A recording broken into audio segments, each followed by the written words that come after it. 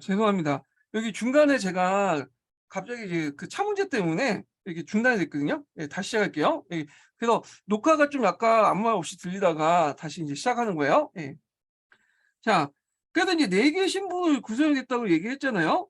그래서 요 카스트 제도가 처음부터 끝까지 지금까지 계속 유지되는 하나의 모습으로 유지된 건 아니라 도중에 상당히 많이 약화됐어요. 그래갖고 이제 인도 지배한 게 영국이 이제 인도를 지배하기 전까지는 실제 브라마, 크샤트야, 바이샤 수도라는 게 크게 이제 뭐냐면 큰 역할을 못했어요. 얘네들끼리. 그래서 자기들이 능력만 있으면 뭐 크샤트에서 브라만 올라갈 수 있고 뭐 수도에서 브라만 올라갈 수 있고 그랬거든요. 그런데 이제 인도를 지배했던 영국이 우리가 이제 앞에서 얘기한 이제 그 영국의 특유한 통치 방식 있죠. 디바이드를 요걸 이제 카스트 제도를 이제 응용해 갖고 이제 만들기 시작한 거야. 얘네들이 이제 보니까 인도에 카스트 제도가 있네. 그래가지고 이 인도의 카스트 제도를 뭐냐면 자기 통치에 좀 이용해야겠다 이렇게 생각을 한 거야. 그래서 예전에 그 쿠타망조 시대 때 그 카스트 제도에 관련된 문을 찾아가지고 예, 천년이 넘은 그 시기에 이제 전에 있었던 걸 찾아가지고 카스트 제도를 이제 뭐냐면 연구를 하기 시작했어요. 그러니까 뭐냐면 최고 이제 카스트 제도를 배운 거죠. 그걸 이제 뭐냐면 재해석을 해가지고 영국 통치에 이용을 한 거죠. 그래서 그때 이제 영국이 이제 통치했던 그 시기에 그 재산별로 딱딱 4개를 나눠가지고 좀 돈이 많은 애들은 브라만, 그 다음에 중간 라벨은 크샤트야, 그 다음에 바이샤, 그 다음 수두다, 불가춘천민 이런 식으로 만들어 놓는 거야. 그래서 지금 존재하고 있는 그 뭐냐면 카스트 제도는 우리가 생각하는 그 리그베다 시기 때 만들어진 그 카스트 제도가 아니에요. 코타 왕조 시대 때 약해지고 거의 없어졌는데 영국이 자기 통치를 이용해 갖고 예전에 코타 왕조 때 그런 카스트 제도를 다시 연구해 가지고 다시 이식시켜주는, 다시 해석해서 이식시킨 그 카스트 제도야. 예. 그래서 이렇게 이제 영국이 만들어 놓은 제도다 이렇게 보시면 돼요. 이게 자뭐 시험 문제 나오진 않겠지만 하여튼 이제 이런 4개의 계층이 이제 중심으로 한 그 카스트 제도가 형성이 됐다 이렇게 보시면 되고요. 자, 그다음에 그 당시에 또 이제 브라마교가 만들어졌죠. 브라마교. 그래서 창조시인 브라마를 중심으로 한 종교인데 이들이 이제 중심에서 초창기 때는 태양, 물, 불 같은 자연 현상을 신격화시켜서 브라마교가 만들어졌다. 예. 초창기 원시 브라마교 이렇게 보시면 될 것 같아요. 예. 그래서 이제 이런 내용들, 그래서 니그베다 시기 때 여러 가지 사회 경제적 변화가 일어났다 이렇게 보시면 되고요. 자, 그다음에 이제 그 앞에서 니그베다 시기 끝나서 이제 영합국가 시대로 넘어가잖아요. 그러니까 이제 종전에 이 브라마교가 형식화되고 브라마들이 이제 권위가 이제 높아지고 그리고 그거에 대한 반발하는 세력들이 등장할 수밖에 없겠죠. 크샤트리아나 그다음에 이제 그 누가 바이샤 이런 세력들이 등장했는데 자, 이 영합국가 시대 때 등장했던 종교가 이제 불교나 자인화교. 그리고 불교나 자인화교의 바탕이 됐던 그 철학이 뭐냐면 우파니샤드 철학이에요. 이거 예전에 95년도에 기출문에 나왔던 거죠. 예. 그래서 이제 요걸 한번 볼게요. 자, 그럼 불교 등장을 이제 보는데 요 시기가 이제 언제 때냐? 되게 그 영역국가 시대 때죠. 오늘날 말하는 중국 같은 춘추 전국 시대 때인데 요때는 이제 어떤 특징이 갖고 있냐면 경제적으로 상당히 발전이 되기 시작해요. 그러면서 무슨 계층이 이제 부각이 되냐? 바이샤 계층들이 부각이 되죠. 얘네들이. 그리고 정복 전쟁 와중이다 보니까 정치 군사적으로 음, 뭐냐면 그 영향력이 강해진 크샤트리아 계층들이 부각이 되죠. 자, 그러니까 얘네들 입장 올 때는 종전의 브라만 중심의 브라마 교회에 대해서 상당히 뭐냐면 안 좋게 보겠죠. 네. 그러니까 새로운 종교를 원했던 거야. 그래서 이제 나타난 것이 뭐냐면 불교와 자인화교다. 네, 이렇게 보시면 돼요. 그리고 이 불교와 자인화교의 어떤 그 뭐냐면 밑바탕이 됐던 그 철학이 뭐냐면 우파니샤드 철학이에요. 이 우파니샤드 철학은 원래 그 브라마교에서 자체적으로 나온 거죠. 브라마교가 너무 형식화되고 그리고 이제 뭐냐면 여러 가지 재래만 강조하고 그러다 보니까 얘네들에 대한 반발로 우파니샤드 철학이 나와서 브라마의 어떤 그 형식화된 모습을 타파하고 새로운 이제 철학을 만들자, 종교를 만들자는 어떤 브라마교의 혁신 운동이었는데 이 우파니 리차드가 후에 불교나 자인학에 영향을 줬다. 이렇게 보시면 될 것 같아요. 예. 자, 그러면 제가 이제 여기 브라마교하고 우파니샤드 불교, 자인학교, 신들교를 정리해 놨거든요.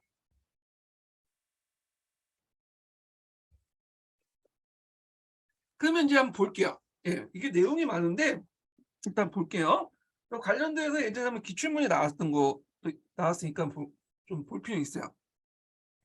자, 브라마교를 보죠. 요때 브라마교는 초창기 때 브라마교예요. 예, 니그 베다치기 때 형성된 그 브라마교인데 이게 아리아 민족이 겐지스강 진출기에 형성이 됐죠. 그리고 얘네들은 자연신을 바탕으로 자연성을 신격화돼. 예, 물이나 불이나 이런 것들을 신격화시키고요. 그 다음에 시간이 지나면서 브라마교가 제2중심의 종교를 변화시켜요. 점점 형식화돼. 형식을 되게 복잡화시켜 만들어요. 그래서 복잡한 형식을 해야지만 뭔가 진리를 깨달을 수 있도록 보편적 질서에 다가갈 수 있도록 만들어버린 거야. 근데 이 복잡한 질서는 당연히 밥만 먹고 하는 브라마 계층밖에 할 수 없는 것들을 만드는 거야. 그래서 얘네들이 내세웠던 논리가 뭐냐면 범화 분리예요. 범화 분리. 우리가 범화일체란 말은 들어서 범화 분리란 말이 이제 좀 생소할 텐데 이게 뭐냐면 범화 분리를 알기 전에 이제 브라만하고 그 뭐냐면 아트만을 알아야 돼.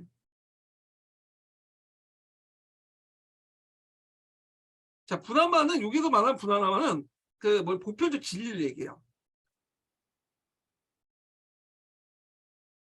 그리고 요 아트만은 이제 뭐냐면 보편적 진리를 아트만은 자아를 얘기하죠. 우리 자신이 가지고 있는 자아를 얘기해. 예. 그 얘네들 범화 분리는 뭐냐면 아트만은 우리야. 자아죠, 아이. 요 브라만은 밖에 있는 보편적 진리야. 그래서 우리의 아트만을 벗어나서 보편적 진리로 다가서야 돼. 얘네 논리가. 그러다 보니까 아트만하고 이 브라만이 분리가 된 거야.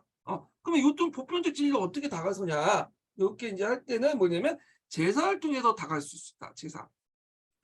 그래서 제사를 이제 통했는데 제사를 상당히 복잡화시켜놔요. 되게 복잡해. 그래서 제사를 통해서 브라만을 갈 수 있다는 거야. 그래서 그러다 보니까 이 복잡한 그 제사를 수행한 누구의 지위를 강화시키는 거야. 브라마의 지위를 강화시키고요. 제사를 지낼 때 막단 돈과 비용과 재물이 필요하죠. 그러다 보니까 이걸 바탕으로 해서 브라마들이 다른 계층이 요구를 하기 시작한 거야. 자, 그러니까 이제 이게 범화 분리인 거야. 범화 분리.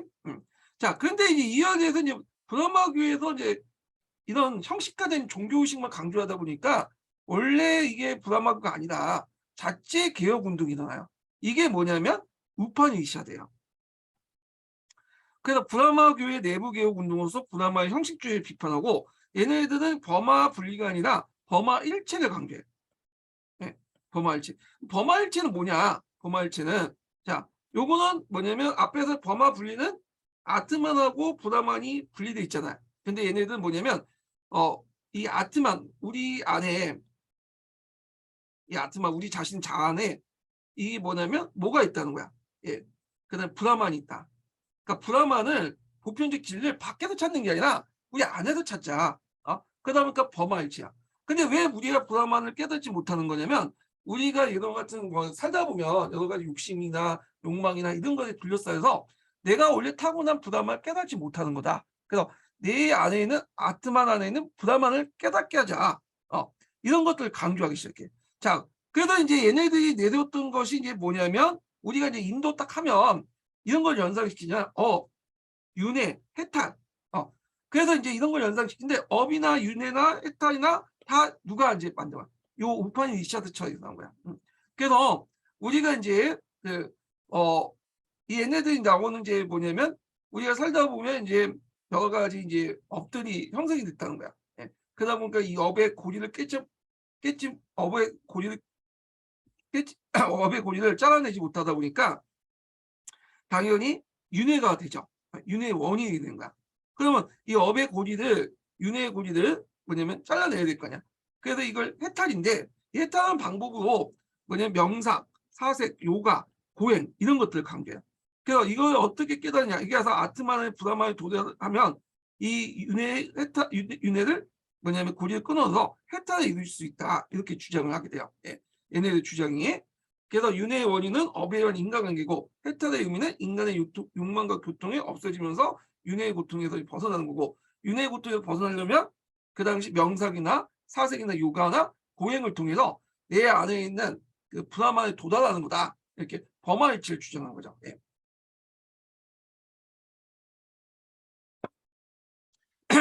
그러면 이제 이 우파니샤드의 영향을 받은 불교하고 자이나교는 이걸 이제 나름대로 재해석하죠. 이 불교는 여러분도 알다시피 고타마 시다르타가 만들었던 불교고, 자이나교는 바라마나라는 사람이 있죠.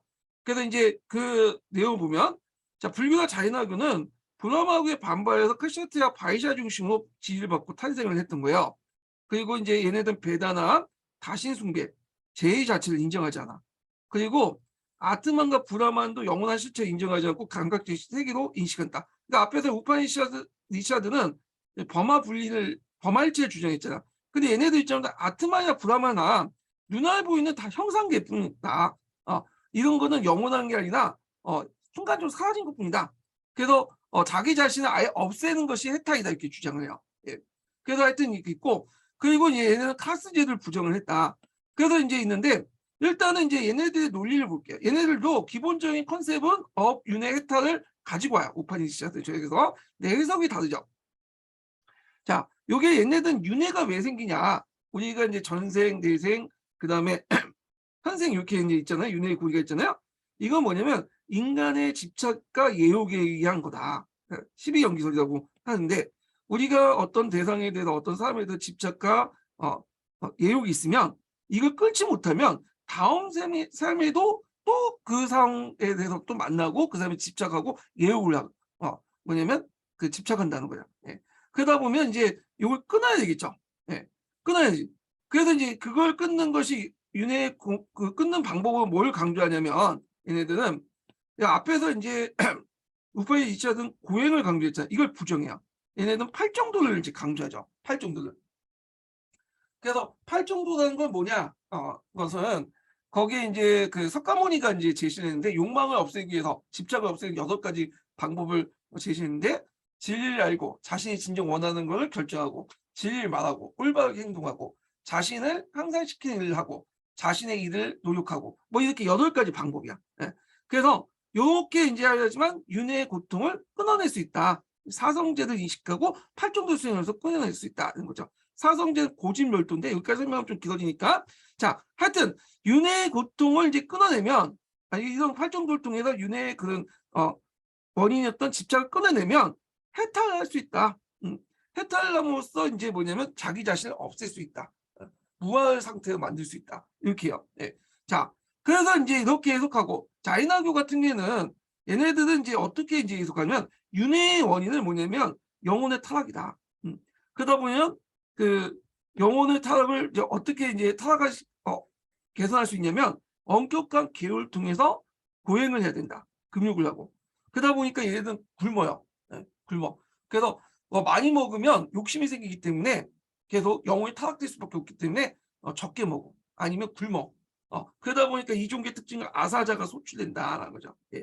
그리고 굶으면 영혼이 가벼워지기 때문에 뭐냐면 정화가 되고 해탈을 할 수 있고, 결국에 해탈이 되면서 자기 자신을 이제 없앨 수 있다. 이렇게 논리거든요.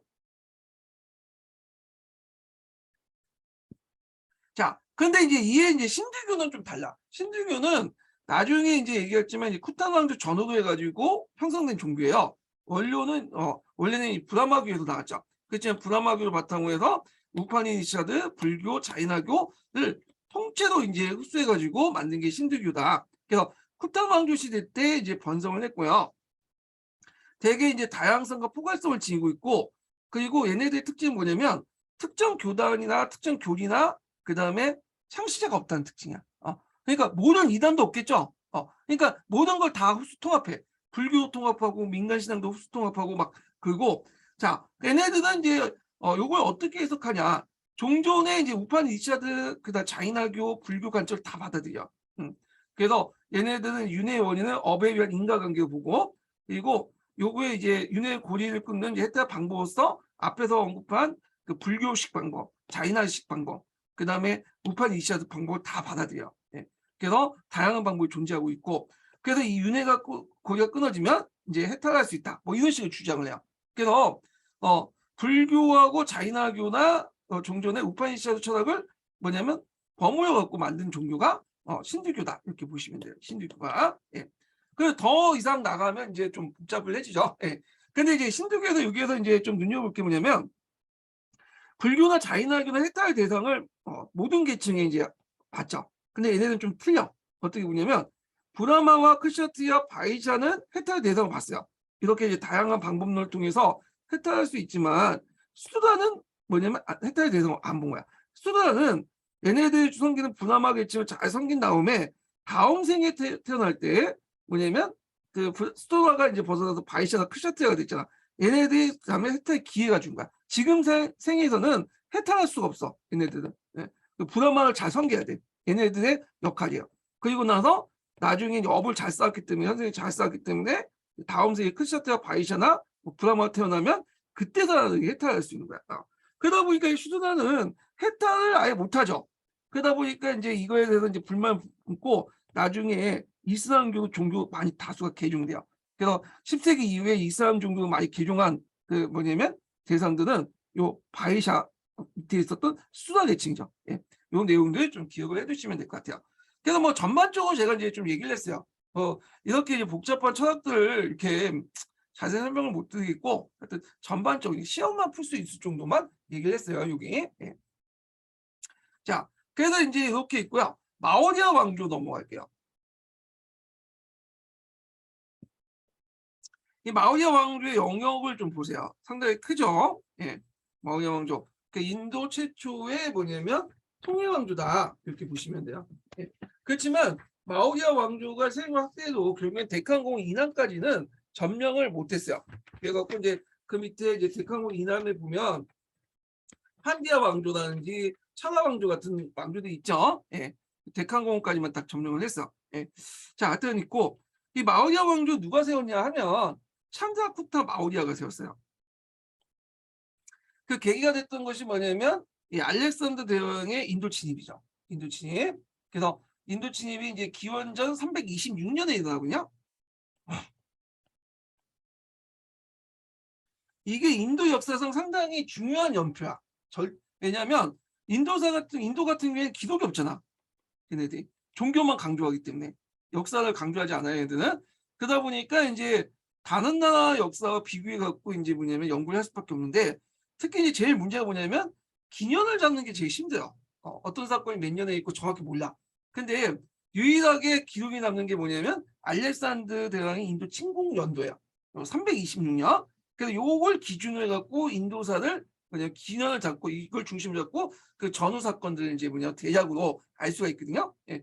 그래서 절대 연표 역할을 하는 게 이 알렉산더 대왕의 인도 침입 연도예요. 하여튼 그래서 이 자극을 받았고 안에 응징력이 강해지면서 여러 영역 국가들이 하나 통합이 되면서 인도 최초 통일한 마오리아 왕조를 개최했다. 근데 주의할 것은 아무리 통일 왕조라도 이쪽 데칸공까지만 통일한 거지 이남까지는 못 내려간다고 했죠. 예. 자, 하여튼 그래서 이제 있고 마오리아 왕조의 이제 제일 전성기가 누구냐? 3대 왕이었던 아소카 왕이에요. 요 사람은 시험 문제 예전에 나왔죠. 앞으로 시험 문제 나올 가능성이 되게 많고요. 예. 이 왕 때 이제 마오리아의 최대 영토가 됐고 제일 전성기를 누렸던 왕이죠. 자, 그때 이제 마오리아 왕조는 강력하게 저항했던 칼린가 왕조를 정복하면서 인도 남부를 지배한 전역을 통일하고 전성기를 맞았고요. 그 다음에 전국에 감찰관을 파견하는 등 중앙집권적 통치 정도를 했다. 지역 간의 교육을 위해서 도로를 이제 건설했고요. 그 다음에 이 사람의 또 특징은 불교를 장려했어요. 그래서 불교를 국가 통치의 원리를 착용했는데 이거는 왜 그러냐면 그 당시 이제 아소카 왕이 지배했던 영역이 대단하잖아요. 거기에 뭐 다양한 인종이나 부족이나 문화나 종교 등이 있겠죠. 요걸 보편적인 어떤 종교나 원리를 통해서 통치할 필요가 있었던 거야. 그러다 보니까 불교가 이제 부각이 될 수밖에 없었던 거고요. 그래서 불교에서 내세웠던 뭘 강조하냐? 다르마에 의한 통치를 이제 강조해요. 다르마. 그래서 요 다르마의 통치를 불법에 의한 통치를 강조했다. 이렇게 보시면 될 것 같아요. 그리고 이 사람은 이제 불교를 강조하는 과정에서 경전을 정리해요. 불교 경전을. 자, 이 불교 경전 정리가 이제 뭐냐면 제3차 결집이라고 하거든요.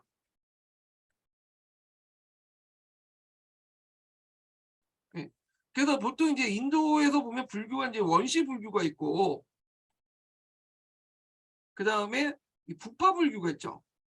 제가 예전에 그 중국 살 때 좀 설명한 것 같은데, 이 부파 불교는 크게 이제 여기에 보면 그 두 개로 나누죠. 하나가 삼자부하고 대중부로 나눠주잖아요. 대중부로.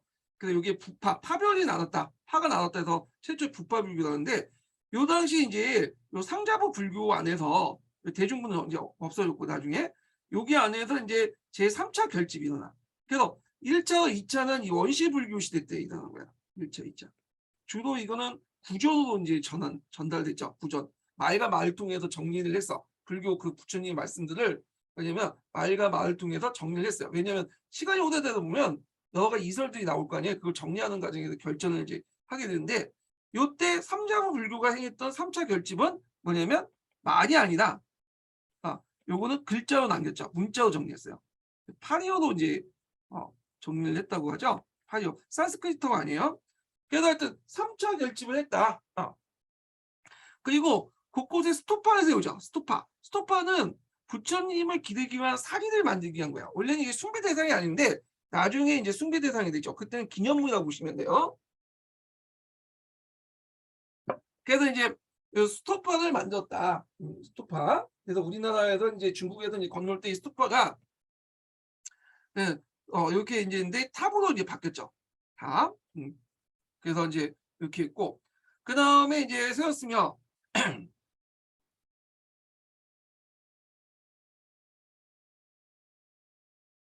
네, 잠깐만요.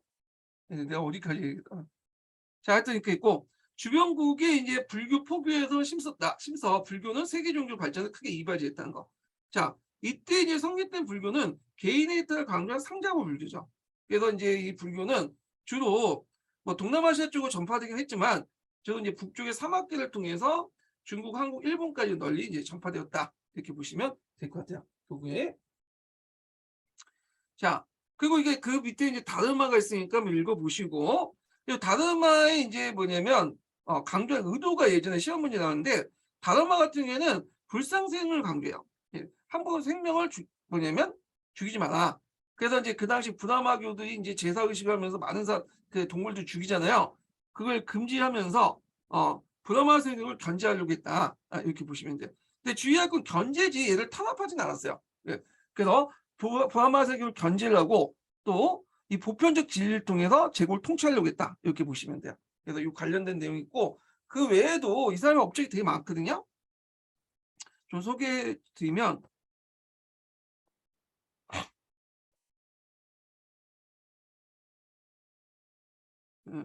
이 사람의 업적들 보면, 자, 여기 보면 이제 이 사람 업적 중에 이제 전륜성왕 관념을 강조했다. 전륜성왕 관념.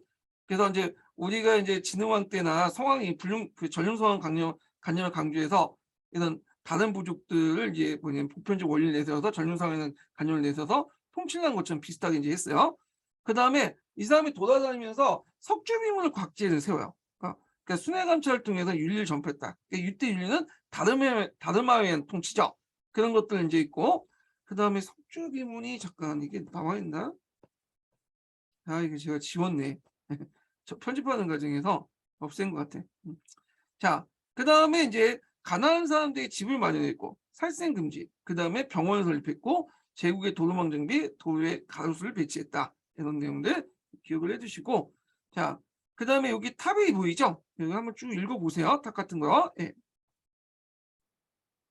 그래서 이제 이렇게 있고, 그래서 탑 양식은 뭐 동아시아에서 이제 우선 중국은 석탑이고, 그다음 우리나라 같은 경우에는 주로 이제 목탑과 오존 석탑 같은 거 있는데 석탑이 많죠. 중국의 전탑이고 말자는 전탑, 우리나라에서 석탑, 그다음 일본 같은 경우에는 목탑, 뭐 이렇게 이제 이런 것도 있는데 이건 한번 그냥 넘어가시고, 자, 그리고 이제 석주리문 관련된 내용이 여기 있네요. 예. 그다음에 이것도 보요. 석주리문에는 불교의 영향을 받은 보편적 법률을 강조했고 보편적 통일을 제시했고 불화마교를 견제했다. 요거 14년 기출문에 나왔으니까 외워두세요. 예. 그러니까 다른 말은 보편적 윤리로 특히 순종의 절제, 자비, 불상생을 강조했다는 거. 이 불상생은 이제 불화마 계급을 견제하는 측면에서 얘기했죠.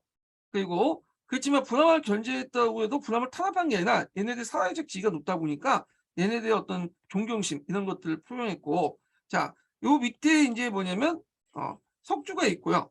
여기 사자상이 이제 뭐 인도 국기나 그다음에 화폐도 들어가 있다. 뭐 이렇게 있어요. 요거와 이제 비슷한 시기에 활동했던 이제 사람이 누구냐면 진시황이죠. 진시황도 전국 각지에 돌아다니면서 자기의 홍보물을 많이 세웠잖아요. 석주빔 같은 것들. 비슷한 시기에 이제 그렇게 이제 있는데 서로 영향을 주고받는지 잘 모르겠지만 하여튼 그렇다라는 걸 좀 기억을 해두시면 될 것 같아요. 예. 그리고 이제 여기에서 좀 눈여볼 게 이제 대승불교와 소승불교의 차이점인데, 요거는 좀 얘기하면 뭐다 아시겠지만, 자, 원래 이제 이 원시불교가 있다가 그 부파불교 넘어가요. 파로 이제 나누는 시기를 부파불교 하는데, 이게 대중부하고 상자부로 이렇게 나는데, 대중부는 이제 나중에 없어지고요. 그 이제 상자부만 남게 돼요. 예. 그래서 얘네 상자부 불교라고 하죠. 근데 나중에 이제 등장한 대승불교에서 요 상자부 불교를 깨기 위해서, 뭐냐면 얘네 소승불교다. 얘네들은 작은 그릇이고 나는 큰 그릇이다. 대승불교 부르는데, 예전에 제가 이제 그 뭐냐면 그 공부할 때는 상자부 불교보다는 그 소승불교로 얘기를 들었어요, 많이. 예, 근데 요즘에 교과서에서는 상자부 불교 그러더라고요. 예. 자, 하여튼 상자부 불교가 있었고, 요 상자부 불교 안에서 또 여러 파벌도 있는데, 그 중에 이제 이 파벌 중에 나왔던 것이 뭐냐면 대승불교예요. 그러니까 대승불교가 요 대중부에서 나온 게 아니라 요쪽 계열이야, 원래는요. 그러다가 얘네들이 점점 힘이 커지면서 어떻게 돼요? 독립돼서 이제 하나 이제 상자부 불교와 맞먹는 파벌이 형성된 거야, 얘네들이. 예. 자, 그러면 소승불교는 뭐냐? 얘네들이 보면 사색과 개인의 수탈을 이제 강조한다. 그러니까 전문가적인 어떤 종교죠. 그래서 그 속세에 벗어나서 전문적인 수행자들이 모여가지고 깨달아 오는 거야. 그러니까 출가자 중심이야. 출가. 그래서 출가자만이 깨달음을 가능하다. 세속에서 벗어난 출가자만이 이제 깨달음을 가능하다는 거고, 그리고 이제 앞에서 이제 경정정리학과 관련된 건 마우리아 왕조 때 아소카 왕 때죠. 제3차 불춤 경지 결집이 이제 이용했죠. 파리어로 적혔던 주로 동남아시아 쪽으로 이제 방명은 이제 전파됐고요. 그러니까 대승불교는 뒤에 있지만 요거는 이제 마우리아 왕조지만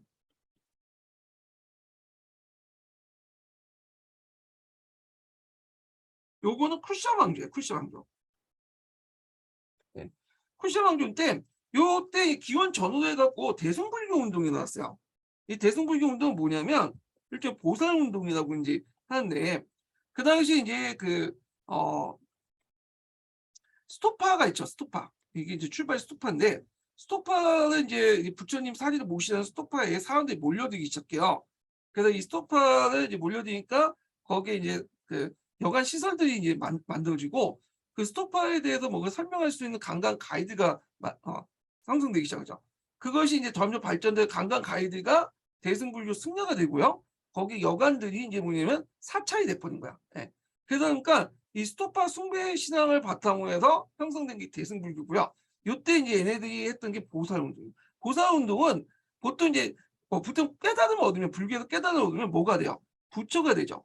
부처가 되고 자기 자신을 이제 뭐냐 지어서 해탈을 한단 말이에요. 예. 근데 보살운동은 그 자기가 깨달음을 얻음에도 불구하고 부처가 돼서 해탈하는 게 아니라 계속 속세에 남아 있는 거야. 그래서 깨달지를 못하는 모든 이제 사람들, 일반 그 대중들을 뭐냐 인도해 주죠. 깨달음을. 그래서 이 보살 운동은 일종의 대중 운동으로서 대중 그 불교를 대중화시키는 데 큰 역할을 했다. 이렇게 보시면 돼요. 이 보살 운동은. 그래서 이제 대승불교는 쿠샤왕조 카니시카왕 때에 번성을 했고, 요때 제4차 불정 결집이 났죠. 결집은 정리하는 거예요. 불전은요. 요때 이제 결집은 산스크리트 범어로 이제 정리해요. 예, 산스크리트로. 그 내용을 보면 자비정신 확대에 속하여 중생 규제와 이타행을 강조했고, 그 다음에 앞에서 이제 소승불교는 출가자만이 이제 깨달음을 얻잖아. 근데 얘는 제가자도 깨달음을 얻을 수 있다 했던 주장. 제가자라는 것은 집에 있는 사람이죠. 속세에서 계속 남아서 뭐냐면 현실 생활을 하는 사람들 얘기해요. 그럼 이 제가자들이 이제 뭐냐면 깨달음을 얻을 수 있게 도와주는 사람을 누구라고 하냐면 보살이라고 하죠. 보살. 자, 그래서 이제 있고 요 대승불교 때부터 특징이 뭐냐면 스토파가 점점 이제 숭배 대상이죠. 원래 이게 기념물이었는데 숭배 대상이 되고 점점 요때 이제 또 뭐가 들어오게 되냐면 간다가 불상이 들어와요. 그래서 간다가 불상이 하면서 이제 부처가 고타마시타다가 숭배 대상이 될 겁니다. 그러니까 원시불교에서는 부처님은 숭배 대상이 아니에요. 한 인간으로서 깨달음을 얻는 자잖아요. 예. 그래서 어떤 정신적 지주 정도 생각했는데 이때부터는 이제 부처가 깨달음을 얻는 사람으로 등장해. 예. 아니, 부처가 이제 뭐냐면 그 신격화 돼갖고 요때부터는 이제 종교화되기 시작했다. 예. 대승불교 때부터는 불교가 종교화되기 시작해요. 종교화. 예. 그래갖고 이제 이런 것도 있고 물론 뒤에서는 더 종교화되죠. 예. 하여튼 이런 흐름이 있었다. 이렇게 기억을 해주시면 될 것 같아요. 예. 그래서 이제 이렇게 해서 이제 꼭 대승불교는 저 동북아시아 쪽으로 방면에 이제 진출했다. 예. 이렇게 있고 자 다시 넘어가서요. 그래서 이제 이 마오냐 왕조는 아속왕이 죽은 뒤에 아누노는 많은 왕국이 생겨나 분열되고 바꾸는 서북 인도의 이민족들이 있지만 이제 이란 계통의 민족들이 침입해오죠. 그러니까 급속히 약화됐고요. 이때 이제 그 이란 민족 계통의 이제 왕조 중에 등장했던 왕조들이 어떤 왕조냐 하면 쿠샨조하고 샤칸 왕조가 대표적입니다.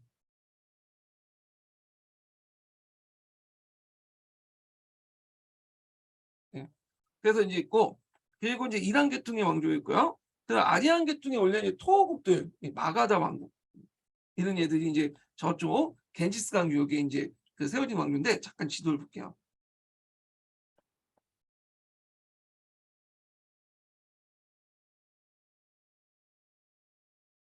여기 보면 이 지도 보시면 있는데 쿠샤 왕조는 이제 요식이죠. 네, 여기 원래 아프가니스탄 지역과 그 다음에 파키스탄, 인도 내륙 정도 있고요. 그 다음에 여기 지역 인더스강 하류 지역에 샤카 왕조가 있고 그 다음에 이쪽 겐지스강 유역에 마가다 왕조가 있어요. 이 마가다 왕조는 이제 이란 계통의 왕조가 아니고 인도 그 아리안 계통의 왕조야. 예. 근데 이제 엄밀히 말하면 두 번째 통일 왕조라고 좀 부르기 힘들어. 쿠샨주가.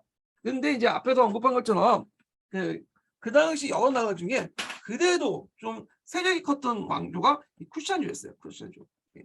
그래서 이제 이렇게 두 번째로 이제 보고 있는데 하여튼 이게 보면요.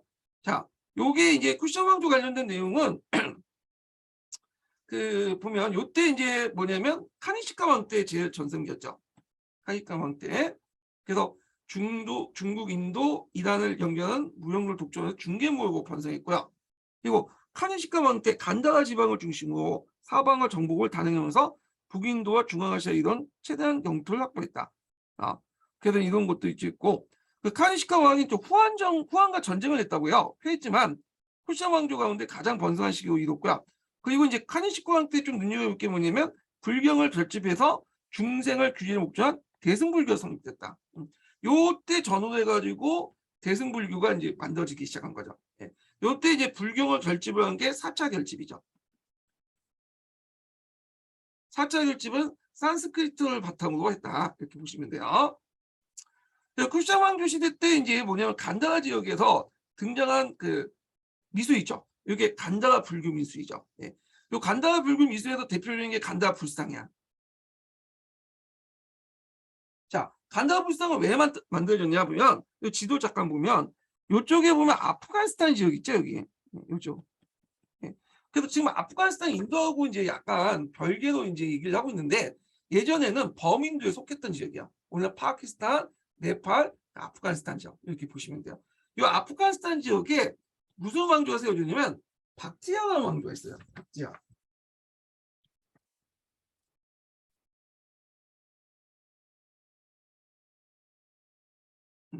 이 박티아 왕조가 이제 그리스 계통의 왕조거든요. 여기에서 이제 있었는데 요 그리스 왕조에 이제 뭐가 전파되냐면 불교가 전파돼요. 근데 그리스인들 볼 때는 불교가 처음에 이게 좀 약간 불편한 거야.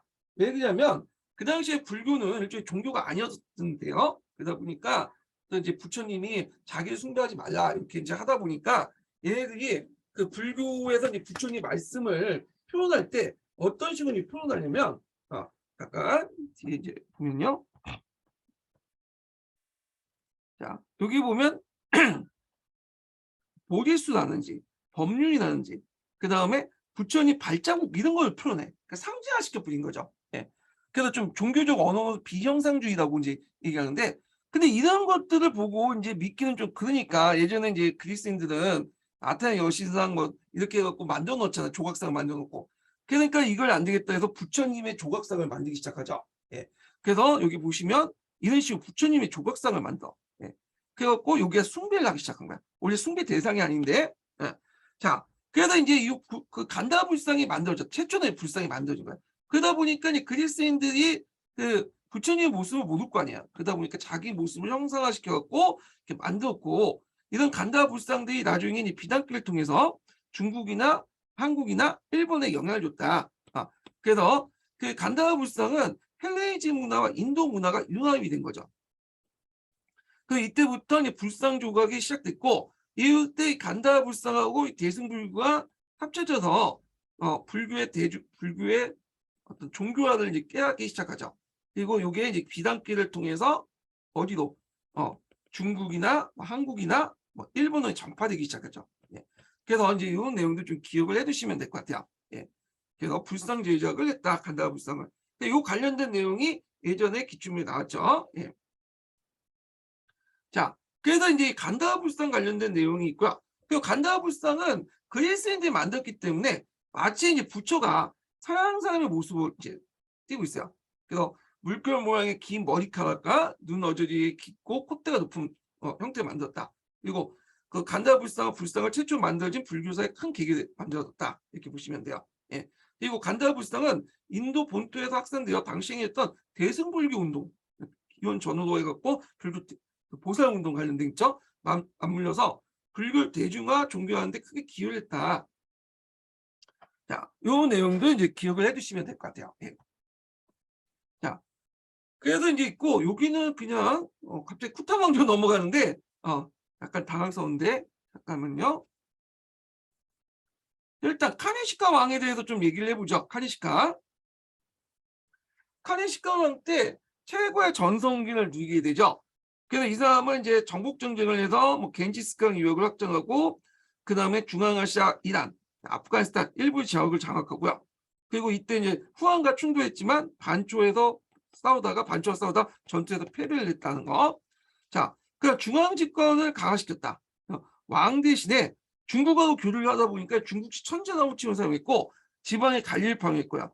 그 다음에 한나라와 노마 사이의 실크로드에 딱 차갖고 중개물로서 막대한 이득을 챙겼다는 거. 그리고 그 말을 주조하고 유통시켰다 하는 거 이렇게 기억을 해두시면 될 것 같아요.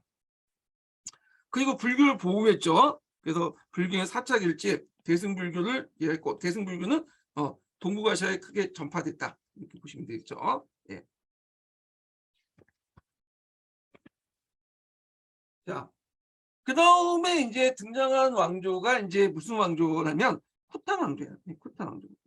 쿠탄 왕조는 원래 기반이 됐던 왕조가 이제 마가다 왕조거든요. 이 마가다 왕조에서 이제 커져갖고 이제 커져서 쿠탄 왕조가 이제 만들어지고 그리고 이 마가다 왕조가 있었는데 이 왕조가 이제 인도 유럽 그 아리안 계통의 왕조거든요.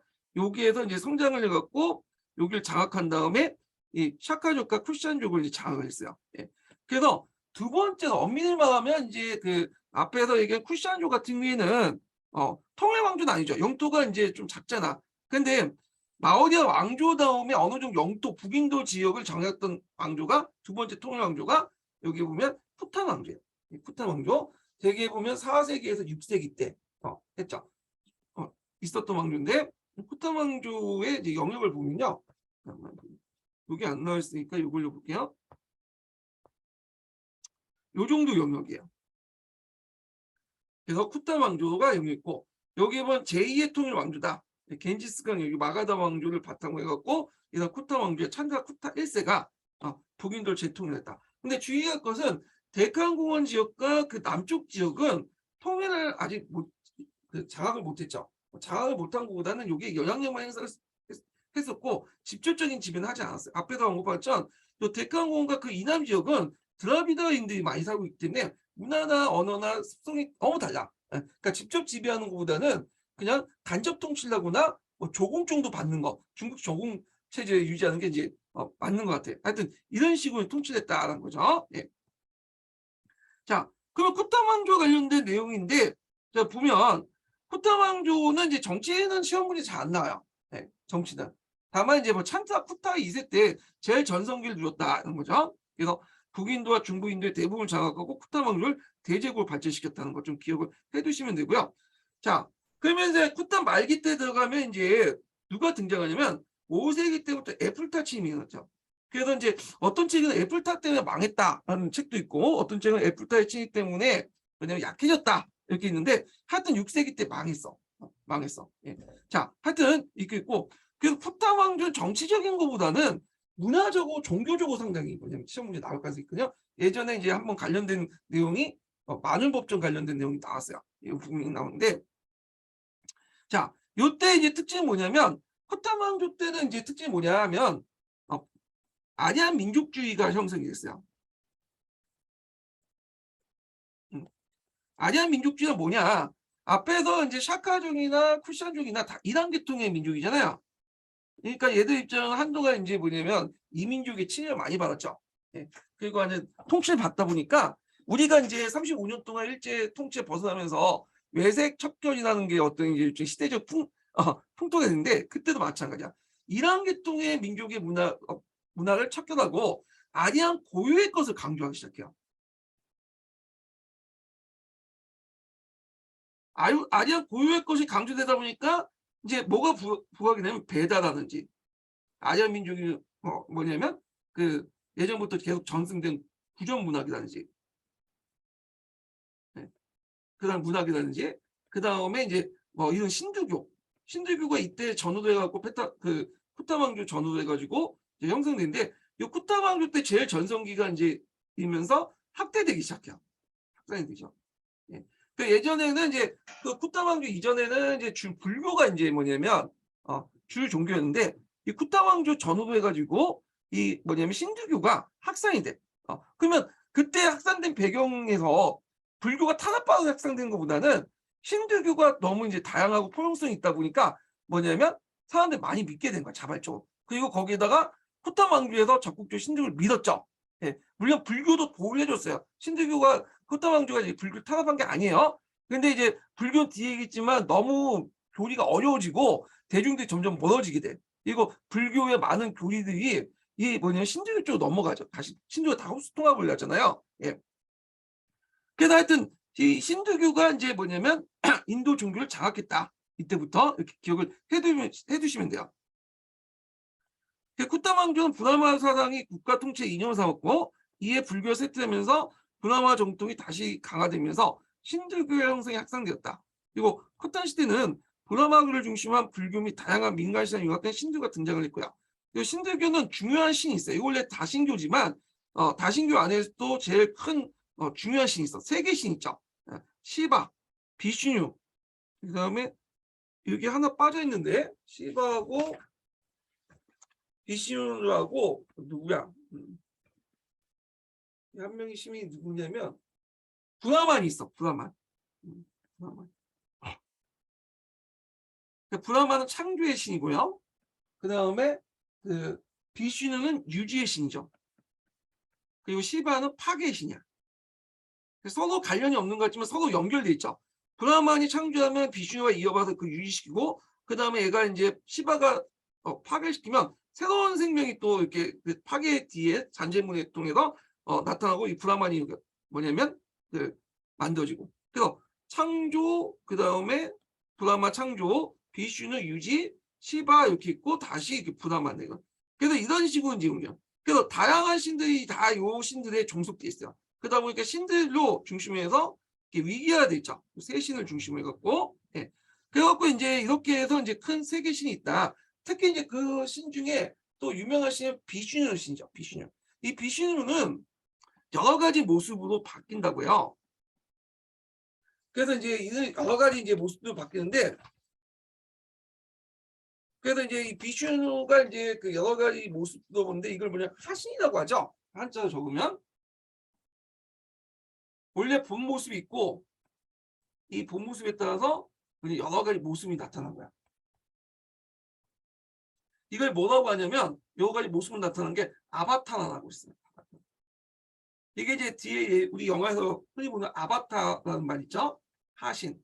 자신의 본 모습이 있고 그대로 있는 가운데 다양한 모습을 이렇게 나타나는 걸 아바타라고 해요. 이 아바타 중에 이제 여러 가지 모습도 나타나는데 그중에 현재 왕의 모습으로 나타날 수도 있고요. 그다음에 부처도 나타날 수 있어. 그래서 부처도 뭐냐 비슈누 신의 8번째 하신이라고요. 그러니까 이제 불교까지 다 수통합을 한 거죠. 그 왕이 이렇게 신주를 지원했었던 게 뭐냐면 어떻게 통치하기 편하거든. 자신은 그 뭐냐면 그 비슈누 신의 아바타다 뭐 이렇게 얘기를 해버리면 상당히 통치 정당성을 마련할 수 있겠죠. 그러다 보니까 이 비슈누 신을 이제 주로하는 신주를 적극적으로 지원을 하게 되는 거죠. 예. 그래서 코탄 시대 때는 왕대의 권위를 높이기 위해서 자신을 비슈누 신으로 비유하면서 신주를 적극적으로 지원했고요. 백성들도 정통적인 성격이 강한 신주를 쉽게 받아들였다는 거. 그리고 신주가 되게 쉽고 접근하기 편해. 간단하고. 예. 민중들의 어떤 정서를 부여잡았어. 그러다 보니까 이때부터는 신주교, 불교 완전히 몰락을 했죠. 불교를 갔더니 너무 어려운 교리만 떠들고 얘기하면 뭔 말인지 잘 몰라. 그러니까 이제 점점 멀어지는 거야. 사람들이. 예.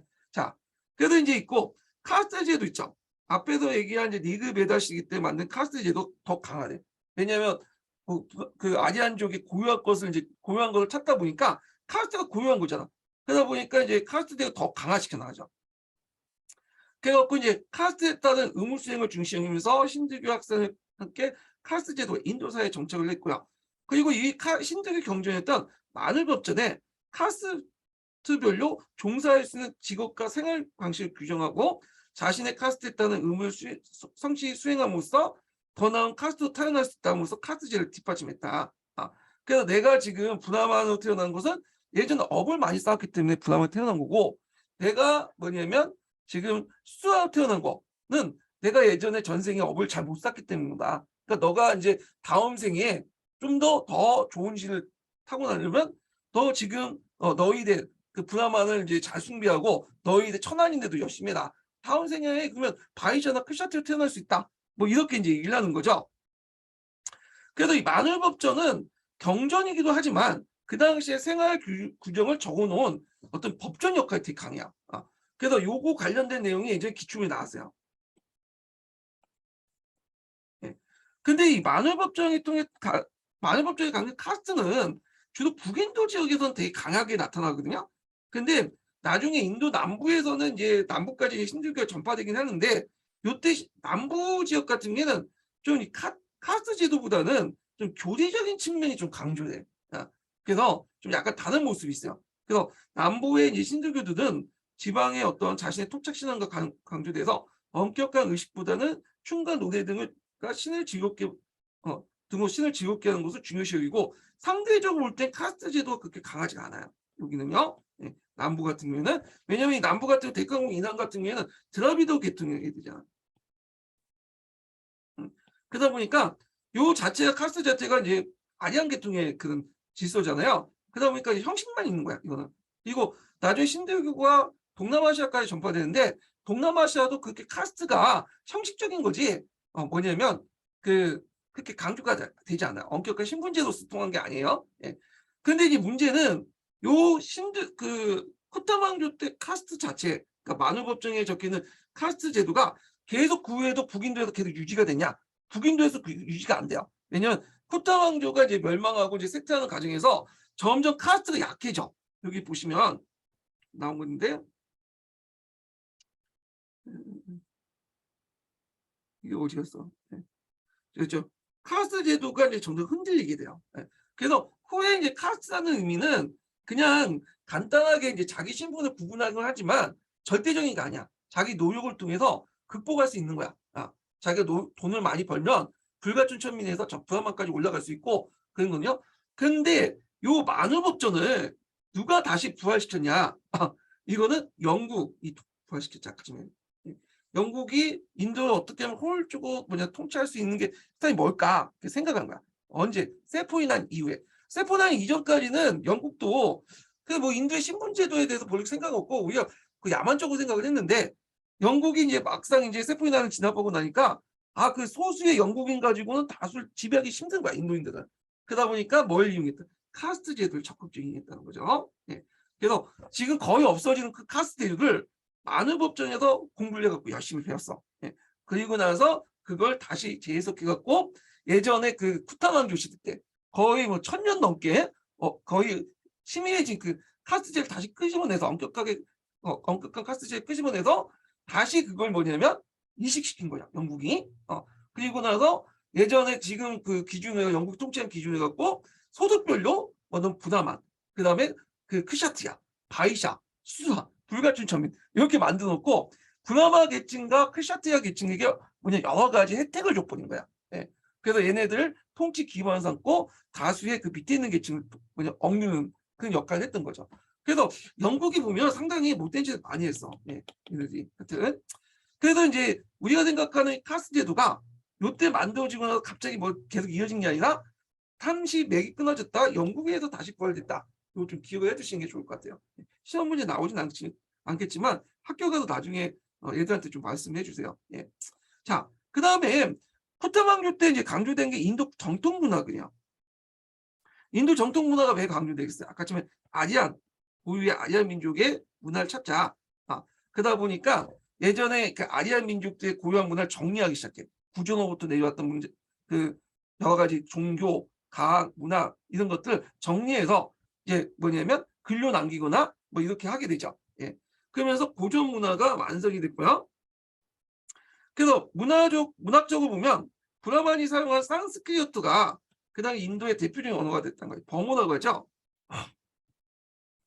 그러다 보니까 산스크리트어가 이제 뭐냐면 문학이 발달됐고, 그다음에 예전부터 이제 구조로 내왔던 그다음에 라마야나와 마하바라타가 있어요. 서사시인데 이게 이제 만우절정과 함께 힌두교의 주요 건전이 됐다. 이걸 이제 뭐냐면 정리를 했죠. 뭘로? 산스크리트어로 정리를 해서 구조로 내었던 거를 문자로 정리를 하기 시작합니다.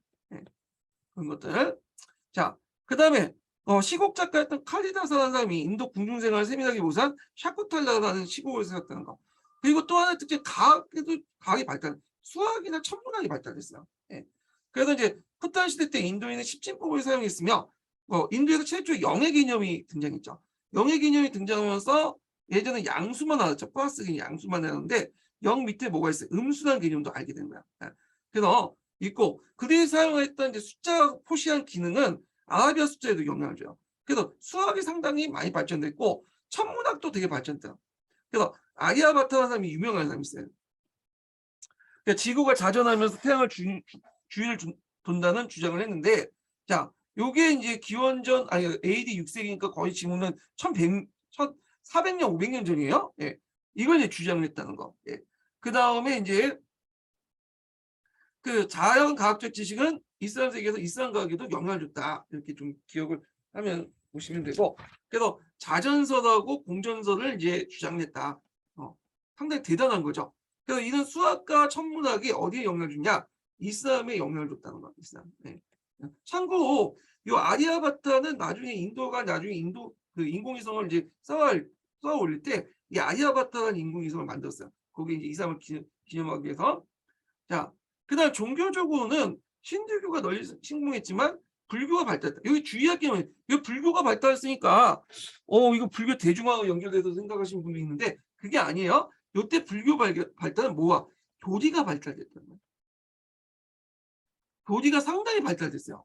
근데 교리가 발달했는데 그럼에도 불구하고 너무 이게 뭐냐 아이러니하게 우리 역효과를 불러일으켰죠. 교리가 발달되다 보니까 대중들이 이해를 못해. 대중들이 이해가 안 돼. 그러다 보니까 대중들이 이제 뭐냐 불교 대신에 뭘 선택한 거야? 신주교를 선택하게 됩니다. 신주교 간단하거든, 편하거든. 그러다 보니 불교도 자연스럽게 신주교에 뭐냐면 편입이 되어가죠. 그래서 쇠퇴하게 돼요. 이런 것도 좀 기억을 해두시면 돼요. 그래서 있고 미술에서는 간단한 미술 대신에 그 인도의 어떤 특유한 곡성미를 바탕한 쿠탄 방식이 등장했다. 쿠탄. 그래서 앞에서 얘기했지만 이제 그 쿠탄 왕조에서는 뭘 강조했죠? 강조했죠? 고유의 아리안권을 강조하죠. 근데 이제 이미 그 당시에는 그리스 기품이 간단한 그리스 양식이잖아. 그러니까 아리안적인 걸 강조하다 보니까 지금 인도, 그러니까 그 당시 인도인들은 많이 혼혈돼 있는 상태예요. 예. 그래서 원래는 이제 인도 유럽어족 계통이지만 혼혈된 상태죠. 그래서 이제 자신의 모습을 본따서 쿠탄 양식을 만들었다. 그래서 보통 이 그리스 기법을 만든 간단한 물상은 그 안에 그 조각상은 안에 그 신체의 모습을 잘 표현하지 못해요. 근데 쿠탄 양식 같은 경우는 그 안에 이제 뭐냐면 신체의 곡선이라든지 모양이라든지 몸매 같은 걸 잘 표현했죠. 예. 자, 하여튼 인도적 양식인 쿠탄 양식이 등장했다. 그래서 있고, 그래서 이제 대표적인 게 아잔타 석굴사원과 엘리오 석굴사원이 이제 그 불상과 조각에서 또 이 쿠탄 양식이 등장했다. 이렇게 보시면 되죠. 자, 그리고 인도 문화가 요때 이제 많이 전파되죠. 인도 문화의 전파 과정을 보면 되게 신들교나 뭐 이런 것들인데 정보 활동이 아니라 무역과 종교 활동을 통해 자연스럽게 이루어져요. 네. 그래서 서부 해안 상인들이 아라비아와 지중해 연안 국가들 교육하면서 아프리카와 왕래하게 되고 동부 해안의 상인들은 주로 동아시아와 북인도로 교육하는데 그 과정에서 이제 문화적 교류가 있었고요. 그리고 요때 이제 동남아시아, 중국, 한국, 일본 등으로 이제 인도의 그 승려들과 학자들이 많이 들어가게 되죠. 예. 우리나라도 이제 고대 시대 때 인도 승려들이 왔죠. 예. 그 인도 문화는 북부 베트남을 제외하고는 이 북부 베트남은 한동안 이제 중국의 지배를 받다 보니까 여기는 동아시아 문화권이죠. 남부는 이제 인도 문화권이고 제외하고는 대부분 인도 지역에 큰 영향을 끼쳤다. 그래서 인도를 통해서 매개로 해갖고 처음에 신들교가 들어오고 불교가 들어오고 그 다음에 신들교가 들어오고요. 그리고 인도가 나중에 이슬람화 되잖아. 이슬람을 이제 수용하잖아. 이슬람도 솔직히 말해서 인도를 통해 들어온 거야. 그 이슬람도 동남아시아 전파된 그 이슬람은 인도화된 이슬람이라고 보시면 돼요. 그래서 그러다 보니까 이제 이런 특징이 그대로 나타난 거죠. 정부 활동이 아니라 무역과 종교 활동, 뭐 하여튼 통상을 통해서 이슬람이 동남아시아 확산된 게 특징이죠. 요거는 이제 종종의 인도 문화 확산 과정하고 맥을 이었다 이렇게 보시면 될 것 같아요. 예. 그래서 이제 이런 내용들을 좀 기억을 해주시면 될 것 같아요. 근데 갑자기 또 동남아시아가 나오네. 여기 갑자기 맥이 끊겨. 예. 동남아시아는 제가 따로 이제 뒤에서 정리할게요. 여기 갑자기 맥이 끊기면 좀 안 되는데. 네. 자, 그 다음에 이제 여기에서는 인도의 이제 무굴 제국이 등장을 하는데 갑자기 이렇게 무굴 제국 그런 게 좀 당황스럽는데 잠깐 이제 요걸 좀 볼게요. 많이 빠져 있어갖고 요걸 가지고 좀 같이 설명을 하면서 할게요.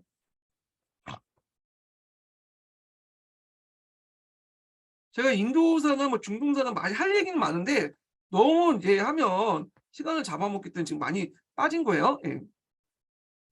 그래서 여러분들 그 이제 더 알고 싶은 분은 기타사를 좀 보시면 돼요. 기타사 교재를 잘 만들었거든요. 다 정리했어요. 제가 교과서 있는 내용을. 그래서 이제 하여튼 참고를 해주시고 자, 요게 이제 그 쿠탄 왕조가 이제 멸망하고 나서 잠깐 북인도 지역을 잠깐 점령했던 왕조가 있어요. 뭐 크게 점령한 건 아니고 상당수 영토를 장악했던 왕조가 있었는데 이 왕조가 뭐냐면 바르다나 왕조예요. 바르다나? 예, 바르다나 맞죠? 하여튼 하드샤 바르다나가 세웠기 때문에 바르다나 왕조가 있는데 불교 중심 왕조야. 약간 이제 이 왕조는 이제 쿠탄 왕조와 달리 불교를 강조했다. 그래서 잠시 통일한 거야. 잠시 통일이라고 할 수 없죠. 요 정도 이제 장악을 했으니까. 예. 그래서 바르다나 왕조가 잠시 북부 인도를 통일했다. 이렇게 보시면 되고요. 그래서 이제 요 바르다나 왕조의 특징을 보면 요때 중국사와 관련된 건데 당나라 사절이 오죠. 예. 당과 이제 사절을 교환하는데 특히 이제 당나라에 현장이 오죠. 그 현장이 이제 인도 왔을 때 이제 왔던 건 바르다나 왕조 때요. 예. 요때 이제 날란다 서원에 가갖고 예, 불교 교리도 가지고 오고 그랬거든요. 그렇지만 이 바르다나 왕조는 잠시 있다가 이민족의 침입으로 멸망을 해요. 그리고 나서 분열돼서 이제 만든 게 나지푼두족이야. 저쪽 북쪽에 나지푼두족이 이제 쳐들어와요. 예. 그래서 북부를 장악을 하게 되죠. 그리고 나서 얘네들이 통일 왕조를 세웠던 게 아니라 여러 소왕국을 만들어. 이 소왕국들은 되게 신들계통의 이제 왕조라고 이제 보고 있죠. 자, 그리고 이제 이때 이제 조금씩 이제 이쪽 부분에서 이슬람 세력들이 터져. 처음부터 이제 뭐냐면 뭐 군사적 공격했던 건 아니고 약간 이제 통상이나 교육을 통해서 들어왔다가 10세기 이후부터 이제 뭐냐면 이슬람 왕조들이 이제 이쪽 부분에 변경 지역에 등장을 하게 돼요. 그래서 이제 앞에서 얘기한 이슬람에 이제 등장했던 왕조가 아프가니스탄 지역의 가즈니 왕조하고 고로 왕조죠. 둘 다 투르크 계통의 왕조예요. 네, 투르크 계통의 왕조. 그래서 이제 있고 그리고 이제 고로 왕조가 이제 뭐냐면 인도 본토까지 이제 공격을 하게 되는데 이때 이제 자기 그 신복이었던 노예 출신이었던 그 아이박이라는 사람이 있죠.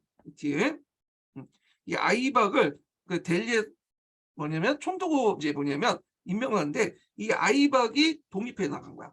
그리고 자기가 이제 세운 왕조가 뭐냐면 맘루크 왕조야. 마물루크. 그 이집트의 맘루크 왕조 있죠. 맘루크는 그 노예 출신의 이제 뭐냐면 사람이 세웠던 왕조이기 때문에 맘루크 왕조라고요. 예. 그래서 이 맘루크 왕조부터 해서 5개 왕조가 이제 델리에 세워지는데 뭐 순서까지는 기억할 필요 없어요. 이것만 좀 기억을 해주시면 되고 여기에서 이제 칼지조, 투쿠라조, 사이드조, 그 다음에 여기 이제 로디조까지 있는데 이게 좀 눈여겨볼 게 뭐냐면 예전에 기출문에 나왔던 게 뭐냐면 이 투쿠라조하고 이 사이드조 넘어갈 때 투쿠라조의 말년에 누가 쳐들면 티무르가 쳐들었어요. 그래서 이 투쿠라조를 멸망을 시켰어. 근데 이 델리 지역을 이제 티무르가 뭐냐면 지배하면 되는데 지배 안 했어. 그리고 이거 약탈마하고 이제 갖고 그때 이제 게레 왕국을 세웠죠. 이게 사이드조야. 네, 사이드조. 요게 예전에 10년도 기출문에 나왔어요. 그래서 티무르가 투쿠라조를 멸망시킨 후에 약탈하고 나서 떠날 때 세웠던 게레 왕조가 사이드조다 이렇게 보시면 되죠. 그리고 이 노리 왕조가 이제 마지막 그 델리 슈타 왕조인데 이 노리 왕조는 누구한테 멸망했냐면 뒤에 등장한 무굴 제국에게 멸망하죠. 그 이때부터 이제 인도 본토가 이슬람이 확산이 되기 시작해. 주로 이제 그 뭐냐면 신도인들에게 이제 지지아 같은 걸 부과하고 그리고 이제 서유아시아 요소로 유입이 되고 그러는데 이때 이제 그 신들교에 불만을 갖고 있었던 수라나 낮은 계층의 사람들이 뭐냐면 뭘 받아들이냐면 요 이슬람교를 받아들이기 시작해. 물론 다 받아들이는 건 아니지만 상당수가 많이 받아들여. 네. 그리고 이거 받아들이면 또 인두세 같은 것들 내지 않아도 되고요. 그래서 이제 뭐 이렇게 이제 있다는 걸 좀 기억을 해주시고 그러면 이 지역이 이제 하면서 이슬람 문화, 신도 문화가 융합됐다. 그래서 상당수가 이제 이슬람화됐다. 물론 대부분이 신도를 믿지만 한 20-30% 이슬람을 믿기 시작했다. 이렇게 보시면 돼요. 그리고 이제 16세기 때 무굴 제국은 이슬람 왕조죠. 그러니까 이런 추세가 더 강화되기 시작했죠. 근데 이에 반해서 델리 슐타 왕조는 이제 북부 지역을 통치했던 왕조고요. 지도를 보면 여기가 이제 북부 지역이죠. 근데 그 남부 지역, 데칸공원 이남 지역 같은 경우에는 여기는 비자야 나가르 왕조가 있었어요. 예. 여기 드라비다 계통의 왕조죠. 요거 좀 기억을 해주세요. 예. 왜 기억하냐면 예전에 시험 문제 나왔어. 그래서 델리 슐탄 왕조가 세력이 약한 후에 북부의 바흐미야 술탄과 남부의 비자야 나가르 조왕가 있었는데 요거 예전에 시험 문제 나왔으니까 좀 기억을 해주세요. 예. 그러니까 델리 슐탄 왕조가 전국을 지배했던 전국 왕조는 아니었다. 예. 남부나 데칸공 지역은 새로운 왕조들이 좀 있었다. 드라비다 계통의 왕조가 있었는데 이 대표적인 왕조가 이제 비자야 나가르 왕조다. 이렇게 보시면 되죠. 그래서 비자야 나가르 왕조인데 여기 있죠. 여기 보면 캘리커라는 곳이 있어요. 캘리커. 이 캘리커가 이쪽이 인도양이잖아요. 그 인도양의 중심 도시였어요. 캘리커가. 그래서 교과서에도 예전에 공군형 개정 교과서에서는 좀 많이 나오는데 요즘에는 이게 안 나오더라고요. 캘리커 부분이. 하여튼 이 캘리커 정도 이름을 외워주시고 근데 이제 우리가 이제 착각한 게 이 벵골 지역에 캘커타라는 곳이 있죠. 캘커타. 그러니까 삼시정체 캘커타. 여기하고는 캘리커하고는 달라요. 이쪽은 벵골 쪽에 있는 갱지스강의 유역이고 요 캘리커는 남쪽 지역에 백강호 이남 쪽에 무역 거점이에요. 예. 요건 좀 다르니까 기억을 해주시면 될 것 같아요. 예. 자, 그래서 이제 이런 내용도 있고 그 다음에 이제 이런 내용을 각자 읽어보시고 예. 그 다음에 뒤에 넘어가서 자, 그래서 이제 인도가 이렇게 그 5개 왕조도 이제 델리 5왕조가 있었는데 요 마지막 노리 왕조 때 북쪽에서 내려온 사람이 있어. 이게 뭐냐면 그 티무르 후손으로 알려진 바부르야. 이 사람이 이제 이 아프가니 카불에서 이제 인도 북부로 내려왔는데 얘네들이 노리 왕조를 이제 뭐냐면 쳐부시죠. 그때 이제 전투가 대표적인 전투가 어렵게 나오면 나올 수 있는데 파니파트 전투예요. 델리 슐탄 노리 왕조 파니파트 전투에서 무너뜨리고 무굴 제국을 건설하죠. 네. 그 파니파트 제국의 전투에서 이길 수 있었던 게 뭐냐면 이 바부르가 뭘 사용했냐? 하얀 무기 대포 같은 걸 사용했어요. 총이나 총포효 같은 것들 사용하면서 여기에서 노리 왕조를 무너뜨리죠. 그리고 나서 이제 나를 세웠다. 그래서 이제 이렇게 무굴 제국으로 넘어가는데 무굴 제국 관련된 내용은 뭐냐면 다음 시간에 할게요. 이 부분은요. 예.